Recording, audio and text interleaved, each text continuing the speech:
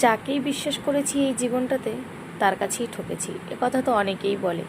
কিন্তু বলো তো, বিয়ের 15 বছর পার করার পর হঠাৎ করে একদিন সকালবেলা দেখতে পেলে তোমার বরের পকেটে অন্য কিছু, তখন তোমার মনের অবস্থাটা কীরকম হবে? আমি আর নাইবা বললাম যে অন্য কিছুটা কি, যেটা হচ্ছে প্রোটেক্টর। এবার তোমরা বুঝে নাও। যাই হোক, এবারে শোনো, অনেক কিছুই হয়েছে জীবনে, তার মধ্যে কিন্তু এর থেকে বড় একটা আত্মশোক যেটাকে বলে, সেটা কিন্তু একটা মেয়ের কাছে অন্যরকম। তারপরেও আমি গোগ্রাসে খাচ্ছি।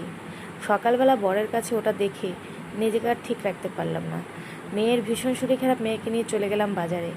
মেয়েকে নিয়ে বাজার করে নিয়ে আসার পরে জমিয়ে রান্নাবান্না করলাম, যে যা হয় হবে। 15টা বছর পার করেছি, 2 বাচ্চার মা হয়ে গেছি। এখন অন্তত পক্ষে আমার লড়াইটা আমাকে লড়তে হবে। যে বেইমানি করেছে তার বেইমানির দাম তাকেই দিতে হবে। তাই নিজে ভালো মন্দ খেয়ে সুস্থ থাকবো। আর হ্যাঁ, অবশ্যই আমি উঠে দাঁড়াবো। আমাকে দাঁড়াতে হবে আমার 2 সন্তানকে বাঁচানোর জন্য, আমাকে নিজেকে বাঁচার জন্য। যাই হোক, এরকম ঘটনা আমার জীবনে ঘটবে আমি কোনোদিনও ভাবতে পারিনি।